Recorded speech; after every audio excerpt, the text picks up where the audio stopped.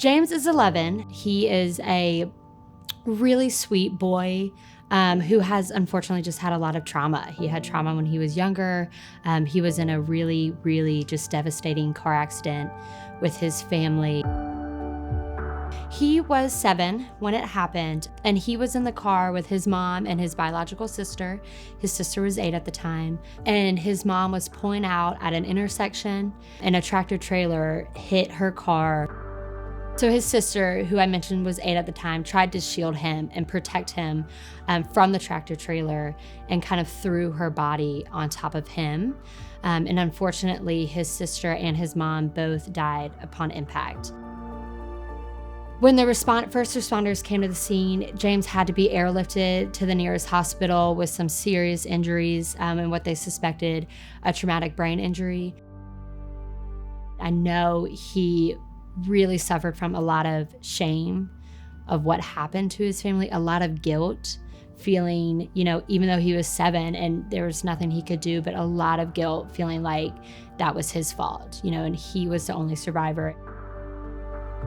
So not only, did he lose his mom and his sister, but Dad has been kind of minimally involved. He was abused by his father. He did witness domestic violence in his home. He witnessed his dad abusing his mom, and to then have, his mom and his sister taken from him. So really, his family that he knew, his immediate family, kind of has all been taken from him. And then has been sort of, unfortunately, bouncing from treatment to treatment, different facilities, different hospitals. Before coming to us at Alexander Youth, he spent almost a year in another psychiatric residential treatment facility.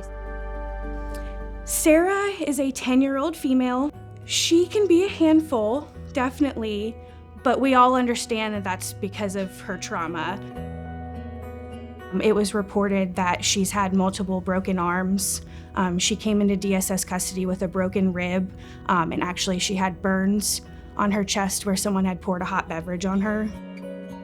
She has an extensive trauma history. She has been exposed to physical abuse, suspected sexual abuse, neglect. She's witnessed domestic violence. She's witnessed prostitution in her home, and she also witnessed her sister stab her mother's boyfriend to death to protect her and her siblings from his ongoing abuse. She has really bad nightmares when it comes to remembering and having flashbacks of what happened to her. She is afraid of the dark. She does not like hot beverages because hot beverages were poured on her. Sarah's very afraid of males. I think she's internalized that all males are kind of out to get her or to hurt her. Sarah's been in and out of facilities. She's been in multiple therapeutic foster homes. She's done day treatment. She's had outpatient therapy.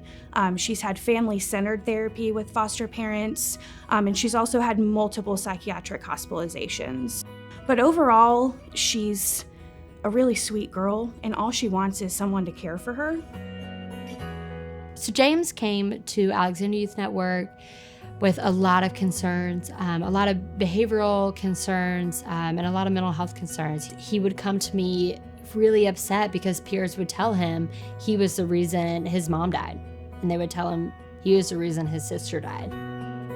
11 years old, having to kind of work through those emotions and work through that guilt and work through that shame, he would become angry and he would become aggressive.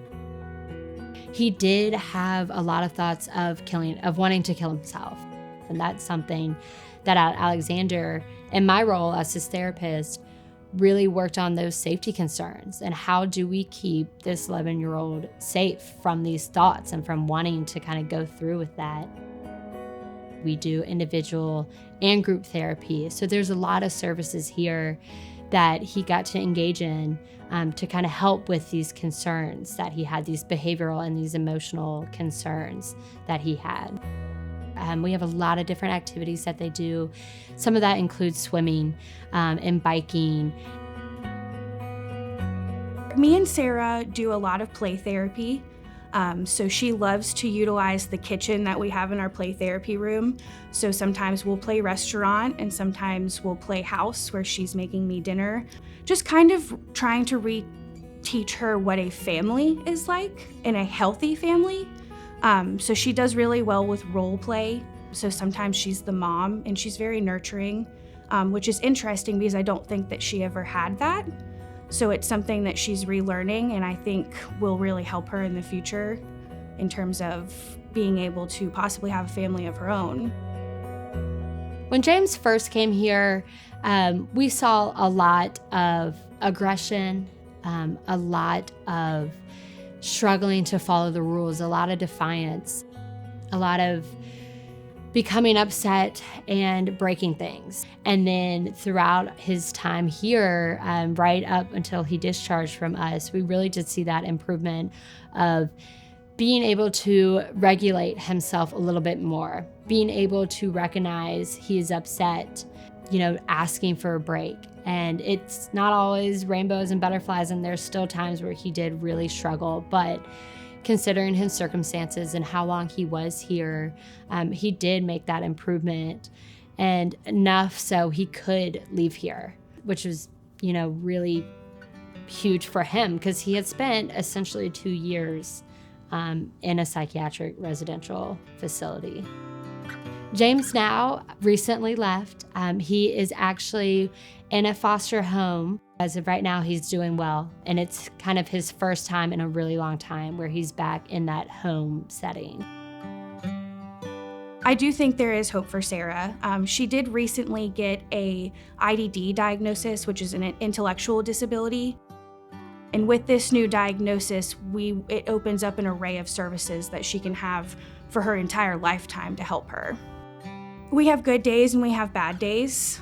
She's definitely made progress in the 10 months that she's been here.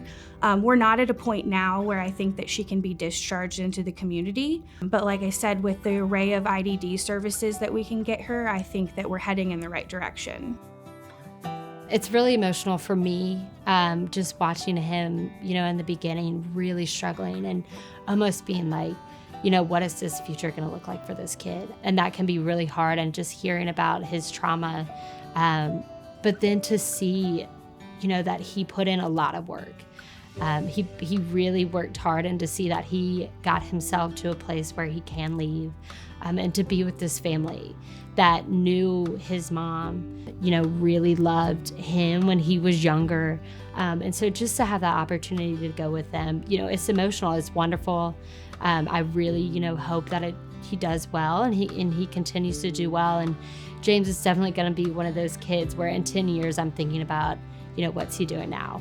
And I really believe that he'll be doing well and doing big things.